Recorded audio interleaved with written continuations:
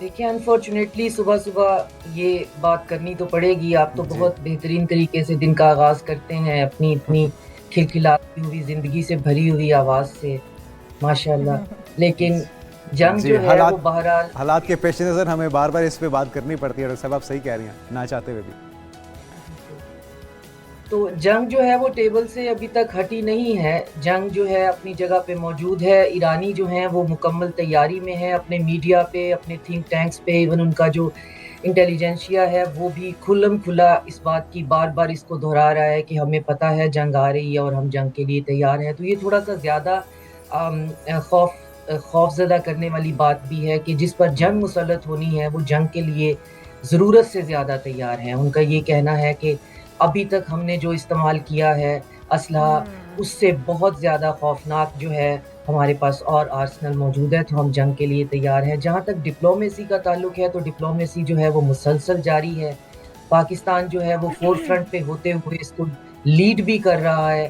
जी। लेकिन उस डिप्लोमेसी में ईरान का मसले के साथ-साथ जैसा कि पुतिन और प्रेज़िडेंट शी ने ज़िक्र किया कि एक सिक्योरिटी अरेंजमेंट मैं भी बारहा जो है उसकी तरफ इशारा कर चुकी हूँ कि हम एक सिक्योरिटी अरेंजमेंट के ब्लूप्रिंट पे काम कर रहे हैं और ख़ास तौर पे वो ब्लूप्रिंट इस्लामाबाद में तैयार हो रहा है। ये भी एक बहुत तारीख़ी अमल होगा और बिल्कुल। अगर ये हो जाता है तो हिस्ट्री को चेंज करने वाला एक काम होगा। हुँ। तो अब मज़ीद जो ख़बरें हैं जो मेरे पास सोर्सेज़ हैं मैं उनकी ज़ाहिर है ख़बर की तस्दीक तो नहीं की जा सकती, तो उस हुँ। सिक्योरिटी अरेंजमेंट के अंदर फैलाव आ रहा है। अच्छा। उसके अंदर पहले सेंट्रल एशियन कंट्रीज़ जो हैं वो पाकिस्तान, सेंट्रल एशिया, फिर चाइना, रशिया, तुर्की और ईस्ट एशिया के ममालिक और अब सुनने में आ रहा है कि नॉर्थ कोरिया भी जो है उसके अंदर शामिल हैं। तो ये ममालिक बहुत उजलत में उस डॉक्यूमेंट पे भी काम कर रहे हैं कि हम अपने खित्ते का कोई अपना इंडिजिनस सिक्योरिटी प्लान तैयार करें ताकि ओके। हम सब जो हैं वो इंसुलेट हो जाएँ और साथ में जो हमारे आपस के रिलेशन है अगर उनके अंदर कोई थोड़ी बहुत खटास है या प्रॉब्लम है हुँ। तो वो फंक्शनल रिलेशन बन जाएँ और उसके अंदर कोई किसी के लिए इंटिमिडेशन ना हो, कोई एग्रेशन ना बिल्कुल हो। सही।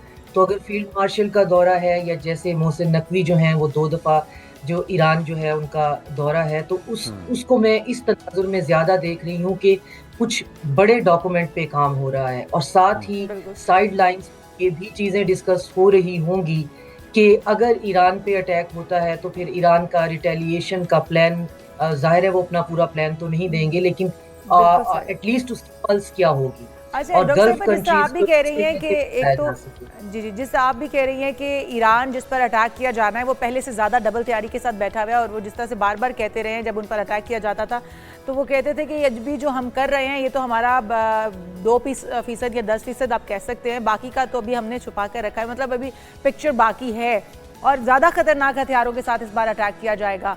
अगर अटैक किया जाता है, अगर जो बैकडोर डिप्लोमेसी है पाकिस्तान की भी वो भी कामयाब नहीं होती है, जिस तरह से अमरीकी वज़ीर ख़ारजा भी कहते हैं कि जी ईरान से मस्बत आशारे आ रहे हैं, डोनाल्ड ट्रंप उसको फिर सबूताज़ कर देते हैं या फिर इसराइल की जानिब से कुछ ऐसी शरारत की जाती है कि मुज़ाकरात कामयाब नहीं हो पाते या फिर ये सालसी नहीं हो पाती, तो आप क्या समझती हैं अगर ईरान पूरी ताकत के साथ इस बार रिटेलिएट करता है तो जो शिकार होंगे वो तो फिर गल्फ ममालिक ही होंगे, वो अरब ममालिक ही होंगे, तो क्या उनको ही इस बार भी खतरा लाहक है, उन्हीं पर अटैक किया जाएगा और अगर किया जाता है तो फिर ये जंग जो है पूरे खित्ते में फैल सकती है। उस सूरत में क्या कोई होने देगा पाकिस्तान या जो बाकी ममालिक इस वक्त कोशिश कर रहे हैं उनकी कोशिश फिर अभी तक तो यही है कि ना हो, लेकिन अगर फिर भी होती है तो फिर हमारा किरदार क्या होना चाहिए?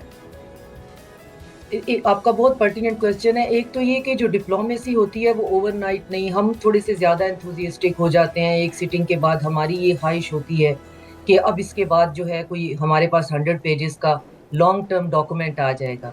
डिप्लोमेसी का फ़ेल होना या ना होना ये दिनों महीनों में बिल्कुल तय नहीं हो सकता क्योंकि पाकिस्तान जितनी एक्सटेंसिव डिप्लोमेसी कर रहा है उसमें सॉवरेन कंट्रीज़ का जो राइट ऑफ रिटेलिएशन है या राइट ऑफ डिफेंस और ऑफेंस है, वो तो आप नहीं उनसे छीन सकते। आप सॉवरेन कंट्रीज़ से बात कर रहे हैं और एक केस में तो वो खुद को सुपर पावर भी कहते हैं। लेकिन डिप्लोमेसी अपनी शक्ल बहरहाल ले रही है और वो इस तरह के जो तकलीफ़ देने वाले काम हैं, उनके दरमियान भी जारी रहती है और नुकसान देने के बाद भी वो उसी तरह चलती रहती है।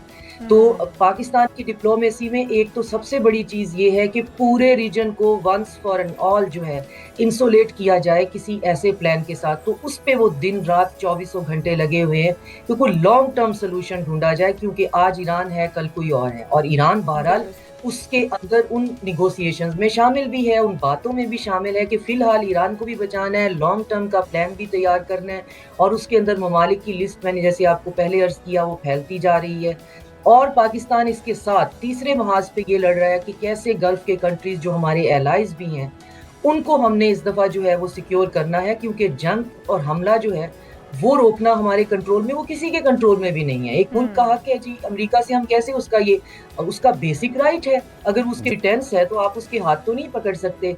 तो हम ईरान इस दफ़ा, मेरे पास जो इन्फॉर्मेशन है वो ये है कि ईरान इस दफ़ा डिएगो गार्सिया या साइप्रस जो है इस तरफ अपने अटैक, और इजराइल प्रॉपर जो है वो अपार्टाइड स्टेट अपने अटैक का रुख ज़्यादातर उस तरफ रखेगा, क्योंकि गल्फ की कंट्री जैसे सऊदी अरेबिया और उसके एलाइज जो हैं वो तो ऑलरेडी इस बात को खुल्लम खुला कह चुके हैं कि हम अपनी एयर स्पेस नहीं देंगे और यहाँ से किसी किस्म की हम कोई जो है वो वॉर जो एक्टिविटी है वो नहीं होने देंगे। तो अब जो बच जाएंगे, जो वॉर एक्टिविटी के लिए यूज होंगे वो अपना डिसीजन खुद ले चुके होंगे, और बाकी फिर ये होगा या बाबुल मंदेब जो है उसको बंद किया जाएगा, या फिर अंडर सी केबल्स जो हैं उनका नक्शा IRGC ने पब्लिश किया है। एक मजबूत हथियार तो अमेरिका ने, आप बिल्कुल ठीक कह रही हैं डॉक्टर साहब, ईरान के हाथ में थमा दिया है आपने हुर्मुज़ की सूरत में, चाहे वो पानियों के ऊपर गुजरने वाले जहाज़ हों, चाहे वो तेल के या कार्गो के, और पानियों के नीचे जो केबल्स हैं, जो मुखालफत करेगा ईरान की या जो इसराइल और अमेरिका का इत्तेहादी होगा उससे मवासलाती राब्ता भी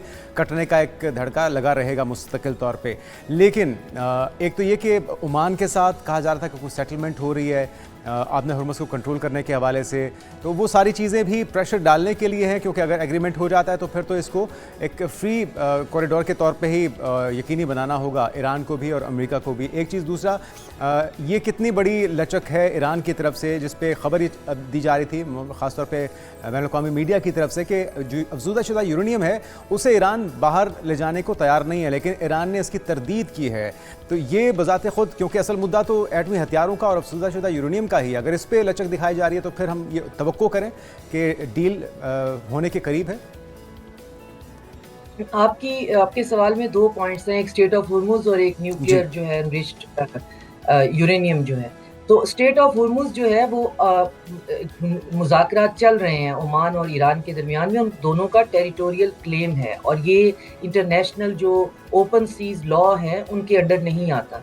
उन दोनों का 20 नॉटिकल जो है माइल दोनों का इन पानियों के ऊपर कंट्रोल है। दरमियान में बहुत बारीक सा पैसेज एक है जिसको आप ओपन सी वाटर कह सकते हैं, और दोनों उस पे काम करने के बारे में सोच रहे हैं। और रीजनल कंट्रीज को, अगर ईरान और ओमान इसको मिलकर चलाते हैं और रीजन की सिक्योरिटी को मेंटेन करते हैं, तो इस रीजन में चाइना, रशिया, हमें किसी को इसमें प्रॉब्लम नहीं है। इवन सऊदी अरेबिया जो है उसको भी प्रॉब्लम नहीं है अगर उसका कार्गो इंश्योर होता है। चाइना को प्रॉब्लम तब होगा जब अमेरिका जो है इसको ओपन सीज के तौर पे इस्तेमाल करके फिर अपनी मोनोपोली और हेजमनी से चाइना को कंटेन करेगा और एज अ वेपन यूज करेगा। तो ये भी बिल्कुल तय नहीं है कि अगर मुआहदा होगा तो स्टेट ऑफ हुर्मुज़ जो है वो खोल दी जाएगी। नहीं, मुआहदे के अंदर ये भी हो सकता है कोई कंसोर्शियम या सिंडिकेट बनाकर मुमालिक का, तो इसको ऑपरेशनलाइज किया जाए, क्योंकि गल्फ के कंट्रीज के अंदर जो सिक्योरिटी रैकेट चल रहा था वो बहुत वीक हो गया, और उसके वीक होने की वजह से स्टेट ऑफ हुर्मुज़ के अंदर या इस रीजन में कोई सिक्योरिटी आर्किटेक्ट तो चाहिए। तो क्यों ना ईरान वो खुद फ्राहम करे, बजाय इसके कि ममालिक ईरान के अगेंस्ट अपनी सिक्योरिटी को मैनेज करते फिरें। और जहाँ तक इनरिच्ड यूरेनियम है, तो ईरान ने पहले भी JCPOA साइन जब किया था तो वो रशिया को कहा था कि आप हमारा जो है अमानतन हमारी इनरिच्ड यूरेनियम ले जाएं। वो इस दफ़ा भी उसको ले जा सकते हैं, लेकिन प्रॉब्लम ये है कि वेस्ट हमें बताता है कि उनके वॉर ऑब्जेक्टिव हैं इनरिच्ड यूरेनियम और बैलिस्टिक मिसाइल और प्रॉक्सीज और जो भी उनकी लिस्ट है। उसके बाद जंग शुरू हुई तो स्टेट ऑफ हुर्मुज़ भी बीच में शामिल हो गया, क्योंकि वो पहले खुली हुई थी। लेकिन हकीकत में ये उनके वॉर ऑब्जेक्टिव्स हैं ही नहीं। उनके वॉर ऑब्जेक्टिव है ईरान को डिसफंक्शनल करना, कंप्लीट फॉर्म में उसकी सेंट्रलाइज गवर्नमेंट को खत्म करना। तो ईरान को तो कभी भी प्रॉब्लम नहीं रहा। जिस दिन उन पे हमला हुआ उससे एक दिन पहले वो मस्कत में बैठकर 0% इनरिच्ड यूरेनियम पे एग्री हो सकते थे। तो इनरिच्ड यूरेनियम एक फसाद है, एक होक्स है। ये सिर्फ ये दिखाने के लिए कि जी हम जंग करने क्यों जा रहे हैं, ये तो कोई इशू ही नहीं है।